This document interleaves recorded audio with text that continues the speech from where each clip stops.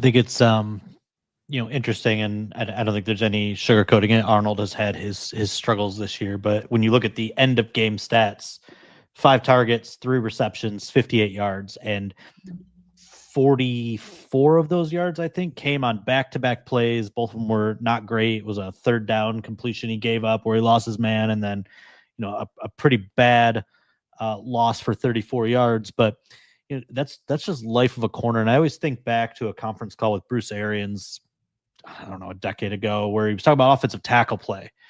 And he's like, look, you can block your man 67 times in a game, and then you give up 2 sacks. You suck. You suck.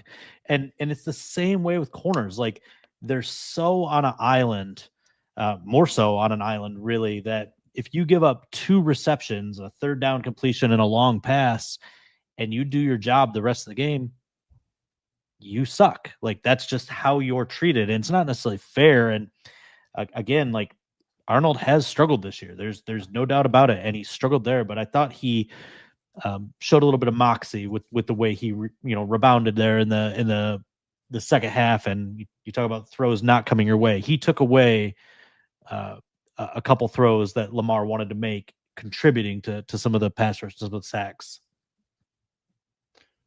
Yeah, well, someone commented. I wanted to bring it up. Cody Williamson. He says DC's comments on TA and Amik have led to a lot of fans to speculate that Amik could get time outside, which he did. They clarified today, so we clarified that. Do you guys think that's feasible? Could TA benefit from moving inside? You guys can speak on that, because they clarified what I think people, when they heard the quote, where people just assumed the guy was getting benched, which I don't know why that would even be the first thought people have on their mind. But Kelvin clarified that pretty quickly today. Go ahead. Yeah, go ahead, Cole. Yeah, I didn't really see that as like them switching positions. I think it's just about, the Lions' base defense has become sort of a 3 linebacker look with Derek Barnes on the field, more so than the nickel packages they've been so used to, I guess, when AG was here. I looked it up, just their 4-3 rates over the last 3 seasons specifically. And I know it's small sample size this year, but in 2023, they had 3 linebackers on the field 28% of the time. 2024, they had 3 linebackers on the field 38.7% of the time, and that's with Barnes injured as well. And so far this year, 3 games in, that's up to 58.8% of the time. So it's more than doubled in the last 2 years alone. And that shows, how they feel about Derek Barnes, but also they really like Amik Robertson. And it's like, he can play on the outside. That's where he mostly played before he got to Detroit, and they like him in the slot and nickel. But if Terrion could get a break here and there, and he's playing a lot of snaps, and he's asked to do a ton in man coverage, and I know they're playing a little bit less man than they normally do, but he's still playing a lot of snaps out there. And if he gets turned around a couple times, and you can get him like sort of a mental reset just here and there, just pick your spots, I think that's something the staff can probably manage pretty well. And then you get Amik out there to kind of fill in the gaps, and maybe you like a certain matchup with him on the outside versus him on the inside. I think that's what you're trying to do, just to get Amik more playing time, and that seems like to be the message out there. That was my read, but again, they're leaning on that 3 linebacker look pretty heavily, and especially in a game like this where you're going to have spies on the field. So I'm curious to see what that looks like going forward, but that was kind of my read on the situation. In the games that Derek Barnes has started, where Robertson has been here, so we're talking about a 6-game sample size now. Amik has played more than 50% of the snaps just once, and that was the Green Bay game to start the season. And so, it's just kind of the way the personnel goes. And I don't think they had a whole lot of trust or faith in Amik to start last season. That relationship hadn't forged yet. And, maybe he is a player that benefited from Barnes' injury more than anybody, as weird as it sounds, just because of the way they shuffle the deck. But similarly, he gained even more trust from the coaching staff when Carlton Davis went down, and he had to move to the outside. And I think for his entire career, Amik Robertson's been a better player on the outside. He proved last year he was a better nickel than he ever was in Vegas, but overall in his career, he's a better player on the outside. And so I don't know how much, he's going to eat into Terrion's playing time. Maybe it's just a series and a half or something, but I think about when Barnes was a young player and the Lions tried to thrust him out there kind of early, and he ate it. And, he had to have his role dialed back and had to be rebuilt up. Or if you want to go for a specific position, Darius Slay was benched multiple times early in his career and had to be built back up. And, I didn't fact check how old Terrion Arnold is, but Calvin Shepard pointed out today he's young. He's 22, 23 years old. Okay, 22 years old, right? Like he's going through developmental growing pains. First, we got to hear from our friends over at Sleeper, another proud sponsor of the program. So here's a quick word from them, and then we'll be right back. Sleeper is the #1 fantasy sports app. It pays to know sports. Pick more or less on top players. Your first pick is on us, so start winning now. Play in Texas, Georgia, Minnesota, and 27 more states. Pick anytime across all sports, pregame or live. Over 10 million players are already on Sleeper. Make your picks count. Score up to 1,000 times your cash. Join today. Get up to $100 credit using the code HMA. Call your shot on Sleeper. Download now. And this dial back, whatever it is, whether it's taking 10 snaps off his plate or taking half of his snaps off the plate, should help him in the long run. It should help him get right mentally, which will help him get right physically.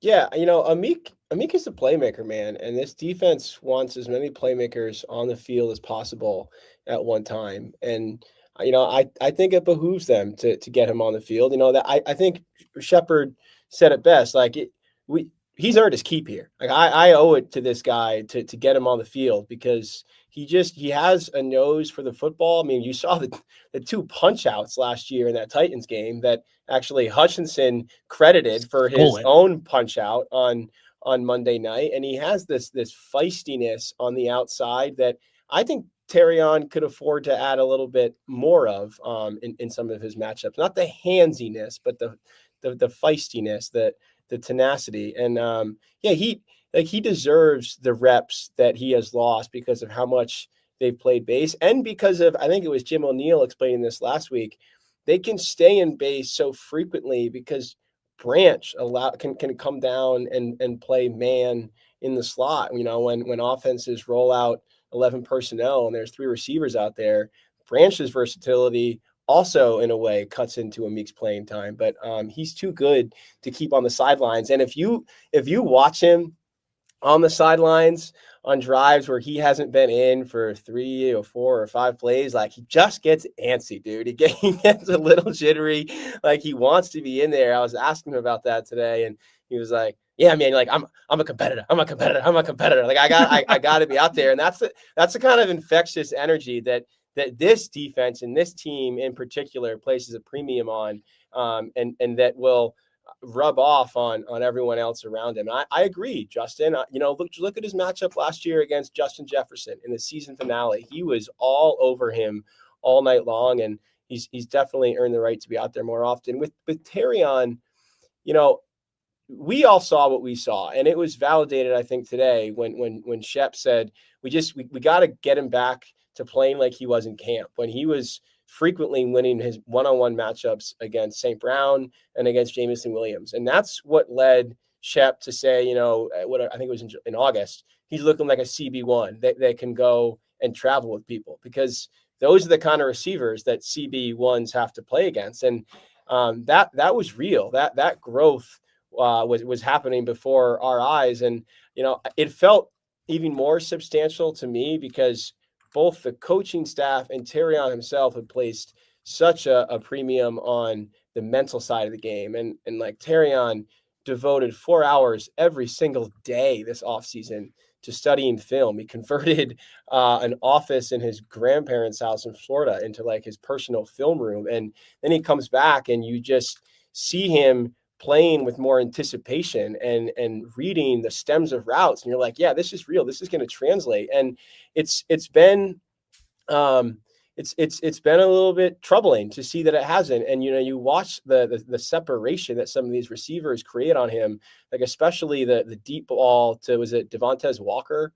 Is that the one that went down towards the sideline, like the deep corner route? Yep. And as Walker is coming out of his break, Terrion like sloughed off almost as he was trying to track with him, and gave him even more space. And that's where you'd like to see, and I'm sure he'd like to see some more of that film study show up, like reading the stem, reading the release, and reading the break, and knowing exactly where he's going. And it just seemed like he was always a step or two behind Monday night. But I agree, this is such a young player, so early in his career, that you have to have faith that it will get turned around eventually. One thing I think people forget about Terrion is that he was benched at Alabama, for not performing well. I think Eli Ricks, I want to say, was the guy that got the nod over him at one point. And Terrion had to go and fight and win his job back just to get himself drafted where he was drafted. And I thought that showed, the sort of perseverance, the mentality to kind of push through that the Lions loved. I'm sure they love that story. Hey, a guy, you get passed up on the depth chart. You got to go back and fight for your job and win it at a place like Alabama, coaching, having Nick Saban coach you. Like, that's not an easy thing. I'm sure he's getting grilled behind the scenes, and we need to see more from you, man. Like, you have the talent. And so for him to get there eventually showed you what kind of mindset he has. And, look, we all see it in training camp. Like, that people are like, oh, why were you guys lying to us? That's not what happened. Like, we were seeing it with our own eyes. Coach, saw it. He looked like he's on his way to becoming a dude in training camp. But this is a position where, hey, you get beat sometimes and you start overthinking a little bit. Like, that's natural, I think. And I wouldn't even say it's him getting beat regularly in man coverage. When you look at, when he's given up some catches, he's almost right there. That's just like a little bit, maybe doesn't have the help on the back end he thought he had. Sometimes gets turned around in zone when they do that. I think there's a couple plays like that on Monday night. But when I watch him, I see a guy that, probably needs a little bit of mental reset. And I think this line staff is so good at kind of realizing what guys need, how they need to be coached up, if they need tough love, if they need to be loved on a little bit. And so this seems like one of those moments where, Shep said it himself, like, we still believe in this young player, but he's developing in real time. And, maybe there's some expectations for year two, but if he's not ready for that just yet, then sure. The fact that you have a guy like Amik that you can lean on in the meantime while he figures it out, that's a perfect situation. That's why you have a guy like Amik here. So I'm not giving up on that kid yet. I think he's got a ton of talent. I think he showed at Alabama why he was a first-round pick. I don't think that just disappeared. I think he showed at times last year that he can perform in man coverage the way they want him to. It's just last year was penalties. It's about continuing to know what they're trying to do, how they're trying to attack you. And so, look, a guy like Lamar Jackson is going to make some plays on you. And when you play this much man coverage, you have to know I'm going to get beat, but I got to bounce back. And so I think they're working on that with him behind the scenes, I imagine. But I think it's too early to give up on him. He's 3 games into his second year playing one of the toughest positions in the NFL, being asked to do a ton. So I would say give him some grace. But in the meantime, if he can help you out, that's a really good setup to have. You buried the lead a little bit there, Colton, on that benching. He called that his Michael Jordan moment. His Michael Jordan moment, yeah. Of course he did. Look, sometimes that he cites that as very, very motivating. And sometimes, like you hit on, right? Like, these coaches know how to find and tap into those things. And this might end up being that, even if it's only a fraction of the playing time